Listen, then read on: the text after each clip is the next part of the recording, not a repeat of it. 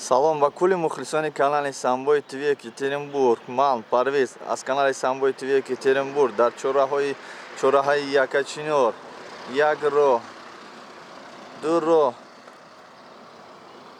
се роҳ, чораҳои Якачинор. мухлисони канали Самбои ТВ Екатеринбург, имрӯз 9 май аст. Албатта ин канали мо дар хизмати шумо.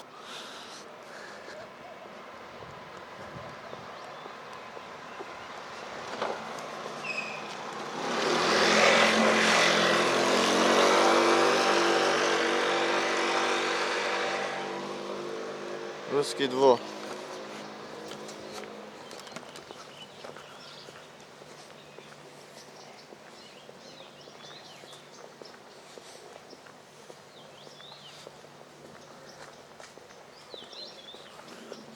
дар ин ҷо дош намебошад ки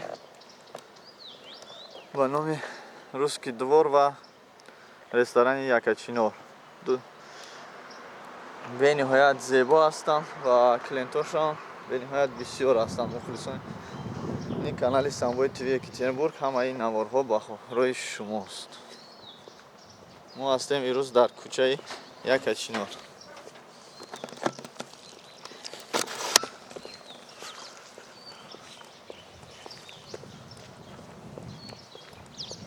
дар бари Русский двор, Русский баня. Русский баня. вақте ки шумо омаден дамгирӣ, албатта Русский баня, Русский двор дар хизмати шумо. дар ин ҷо на танҳо Русский двор ва Русский баня аст, балки боз фитнес клуб дар ихтиёри шумо. ошхонаи миллӣ, ҳамом, сауна, Атлант, фитнес Атлант дар хизмати шумост. кулли мухлисони Самбои ТВ Екатеринбург, ин ошхонаҳо дар хизмати шумост.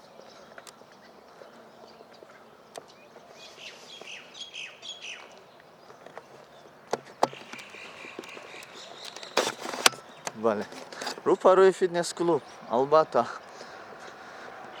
комиссарияти ҳарбӣ шаҳри Душанбе, ноҳияи Исмоили Сомонӣ, ноҳияи Сино дар наздикӣ аст. ин аст военкомати ноҳияи Сино дар кӯчаи Мушфиқӣ 106.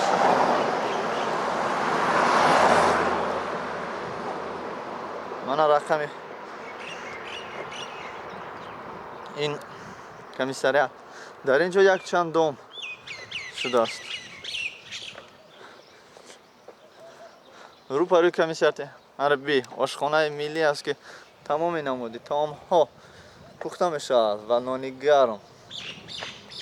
ман саҳар пагоҳ хестам ки ҳама инҳоро бо хубӣ ба навор гирам ва пешкаши шумо кунам. дар ин ҷо боз терминал, чиқаре ки гуфтем, терминал дида мешавад дар ҳар кунҷи канори тоҷикистони мо, на танҳо дар Душанбе, балки дар тоҷикистони мо. бародарони азиз, имрӯз ман ба навор мегирам тамоми гӯшаҳои шаҳри Душанберо барои шумо.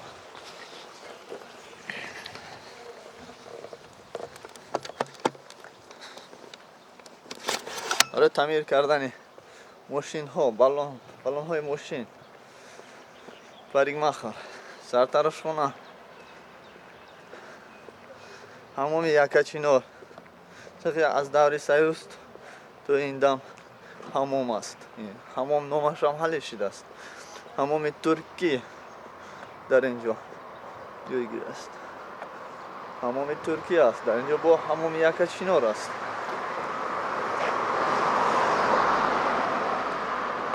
ва шумо гуфтам, ин ҳамом бениҳоят ҳамоми зебост.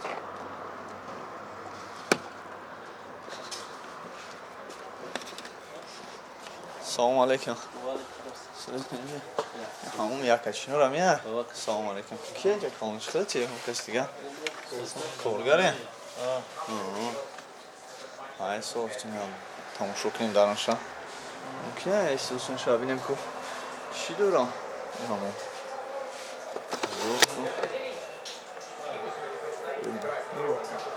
بیا نهایت بازیب شده است کو اصلا نوان کرده یا دیگه کرده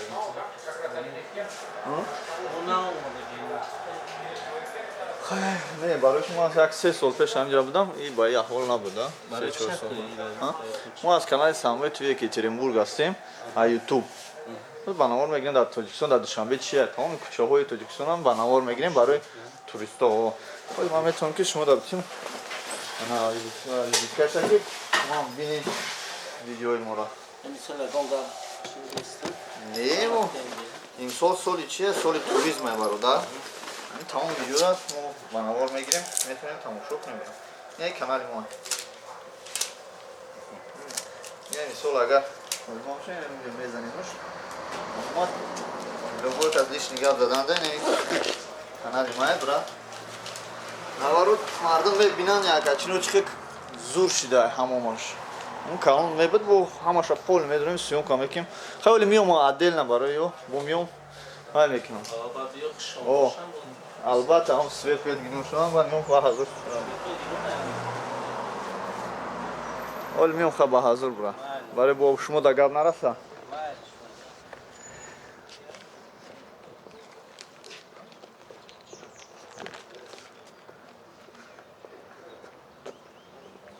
بزرگ یکچینور سلام علیکم این سگ بزرگ اینجا گرفتم برادر چند کشید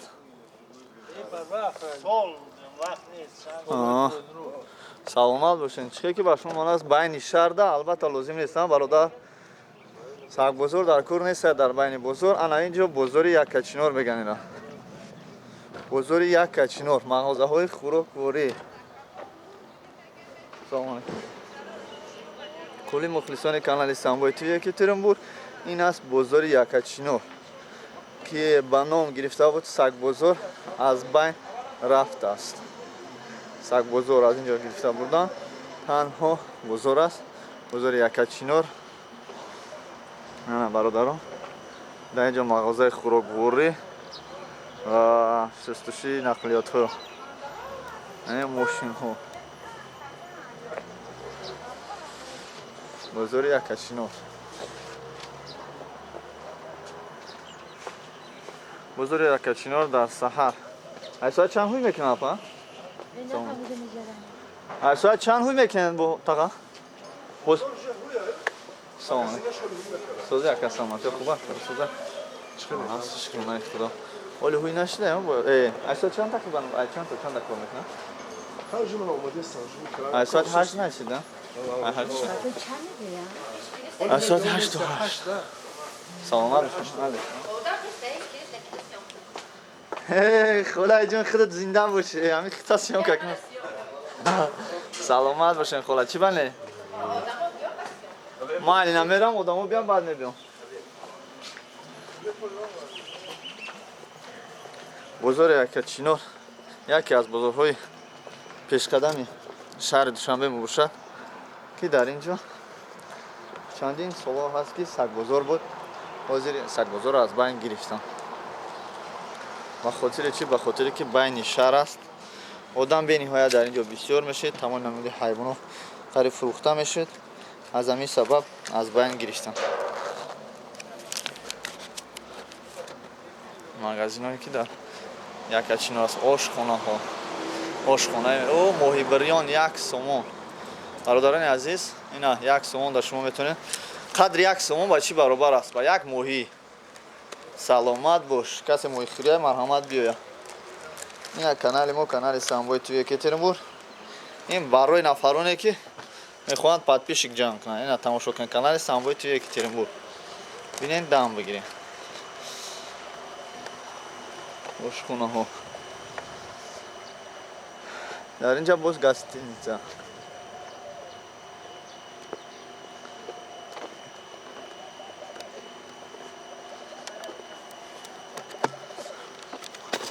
سال توریسم است سال سیاحت است برای همه ما بسیارتر شهر دوشنبه رو زیباترین جایها رو تمام جای دوشنبه ما زیبا است باز ما جایهایی که با کل مخلصان کانال ساموی توی یکاترینبورگ و кули минимум филмоне ки аз Тоҷикистон аст ва ғайр аз Тоҷикистон аст ки Тоҷикистонро мешинасад ба навор гирифта ва пешкаши онҳо мекунем то ки мардум бинанд ва биёянд ба Тоҷикистон тамошо кунанд ҷойҳои зебуро бубинанд.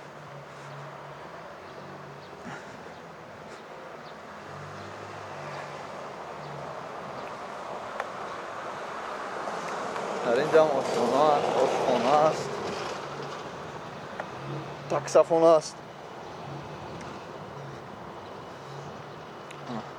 ошхона ба номи Марс, қаҳвахонаи Марс.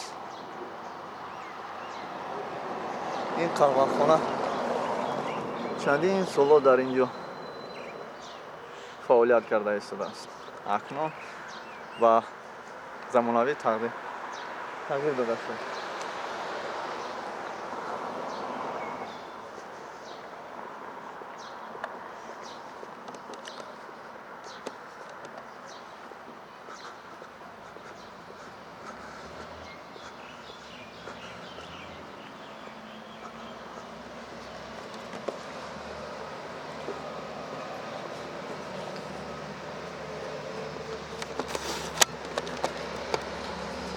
кули мухлисони канали Самбои ТВ Екатеринбург ва мухлисони канали YouTube, ман ба шумо гуфтаниам ки бародарони азиз, ман ҳастам Париз аз канали Самбои ТВ Екатеринбург.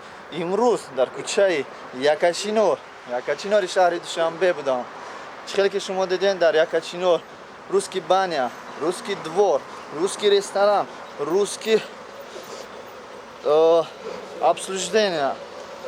обслуживание, не обсуждение, обслуживание. ҳамчунин бозорҳои Якачинор, сагбозор аз байн гирифта шуд. чихеле ки шумо диден, таомҳои миллӣ дар ин кӯча бениҳоят зиёд аст. мо аз чораҳа ба чораҳае омадем. ин буд чораҳаи Якачинор. аз чораҳо ба чораҳо.